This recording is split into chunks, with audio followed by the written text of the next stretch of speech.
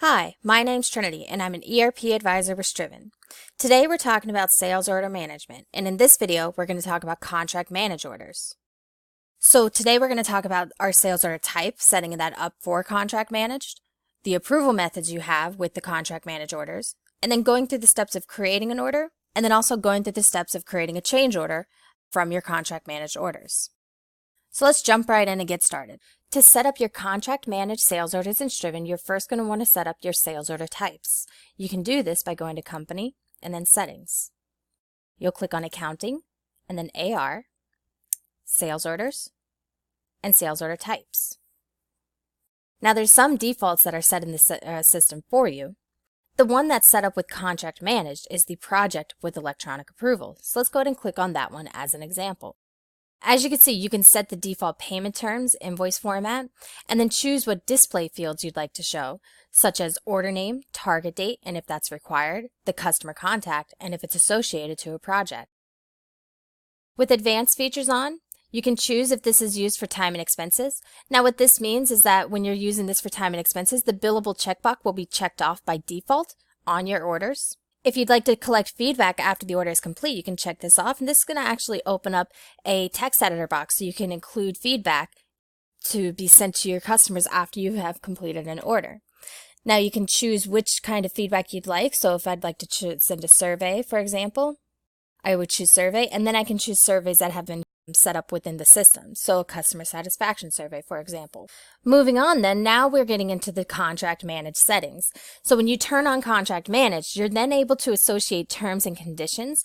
Now there's some default sample ones in the system for you, but if you hover over, you can actually add new ones right from here by using the quick add. Now if you notice up above, that quick add is there for the payment terms as well. The invoicing type is whether or not you're going to be invoicing just a one time, or if this is recurring, or if you want to give the option that either or can be used for this order type. For our purposes, we're going to do one time. And then when to invoice. So when should that invoice be sent? Should it be sent on approval, or should it be sent on completion, or do you want to manually invoice it? Meaning, do you want to physically choose when this should be invoiced and take the action to do so? Or you can set up progress invoicing. Now, progress invoicing will allow you to set up invoices to be sent out based on certain percentages of the item type based on the timeline of the order. And that's all being based off of the target date that you have selected above here. So I'm going to go ahead and choose invoice on approval. Now, some other options you have here is don't show items on order in the Striven Partner Portal. So if you don't want the individual items to be shown to the customer if they're signing into the portal, and instead you just want the total to be displayed, then you could check this off. So it's only going to show you the total. Requires internal approval means you can have this order be sent internally first before it can be sent to the customer if you want to set up an approval process internally beginning with. Now you have your approval methods, so electronic, written, and verbal. Clicking on the configure button, you're going to have additional options to require the PO number, require them to e-sign it, and then pre-fill the contact info for e-sign. On written, you'll be able to require an attachment, and you can also do so on verbal as well. So electronic is you're going to be sending it to the contact who will sign into the portal, and they'll be able to approve it in the portal to say that yes, they approve this order. Written means that you have written confirmation from the customer that this order has been approved, and then you can add the attachment accordingly. Verbal means maybe you had a conversation with the customer and they approved it, so you're just verbally approving it for them then. Now, keep in mind, you definitely don't have to have all of these on. You can turn them on and off as needed to whatever makes the most sense for your company. Now, going over to the approved order notifications, this is where you can set up who should be notified when an order gets approved. Now, of course, the sales rep on the order will always get notified, but is there any additional people who should be notified? Now, I'm going to go ahead and click Add Recipient.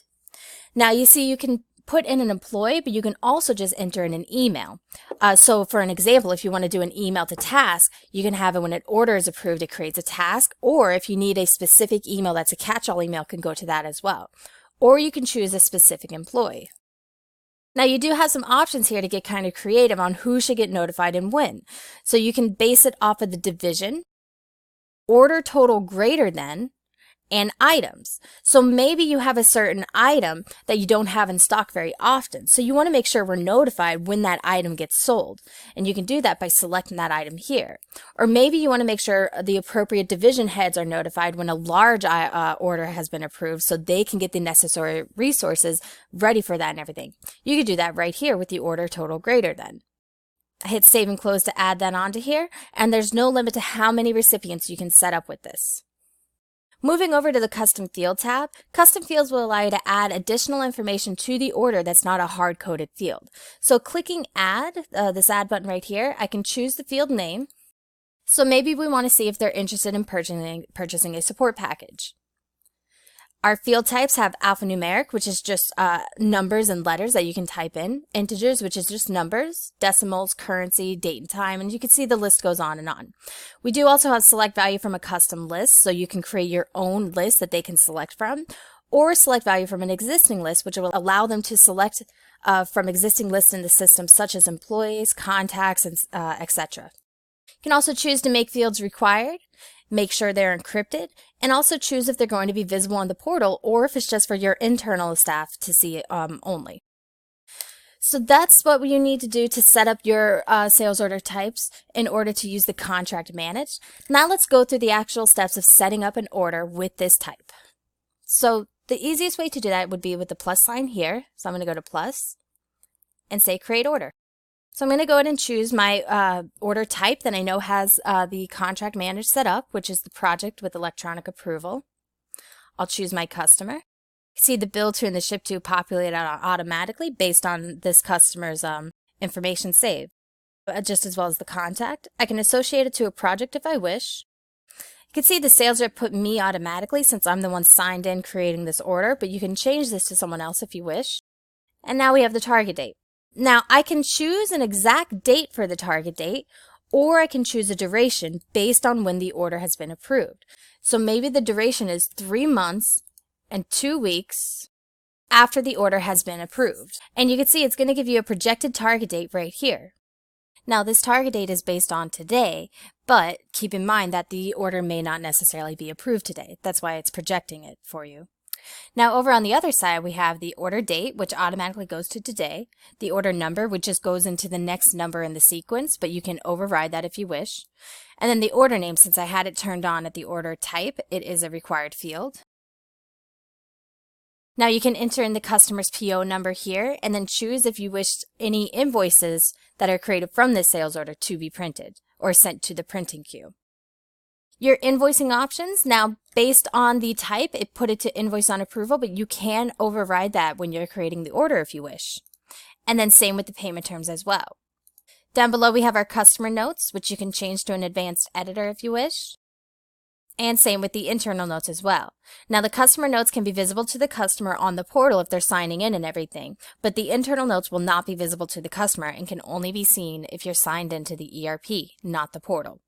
You have your terms and conditions, which are selected from the sales order type, but you can choose to view and edit them here.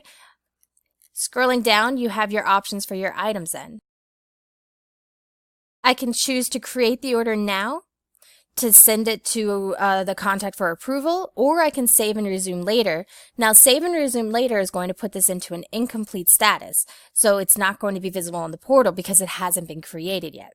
For our purposes though, I'm going to go ahead and create the order. Now it's asking me, since it has an approval method of electronic, written, and verbal, since the electronic is turned on, it's asking who's the contact it should be sending to. Now this is the contact I had selected on the order, but I can choose to delete this and override this if I wish. I can also decide right from here if I want the contact to be the recipient for all invoices in the future, or if I want the contact to be recipient for all collection notices in the future. Switching over to written, I'll be able to add in a PO number, any notes, and then add approval documents right from here. Switching to verbal, I can add a PO number, notes, and then any approval documents as well. If you notice, switching from written to verbal, I have the approval documents required for the written ones, but not for the verbal. So for our purposes, let's go ahead and do a verbal approval. Going back into my order, I can now see it's on an approved status, and I can see when it was approved. Clicking on the approved link here will show me who was approved by and when it was approved. I can see the invoice status right here as well. Now, if I did progress invoicing, it may possibly say partially invoiced, or it may not have anything at all if it hasn't been invoiced. Right from here, I can click the Related To tab to get to any of the related transactions, such as the invoices or the payments related to the invoices. From my Actions menu, I can make a copy of the order, create a change order, create an opportunity, create a purchase order, create a project, and create a task to keep that relation with this order. Can print the order from here, email from here, add attachments. Any reference material that are saved with the items will show up here. View the audit log for any changes. Add any notes to the notes log. Note that the notes are time and date stamped with who entered it. I can send messages right from here to any internal employees. I can hit the share button to get the direct link to this order for internal employees as well. And then there's some additional tabs up here as well. So we have our collaboration. Now this is my hub and any surveys, quizzes, assessments, or forms that's related to the order.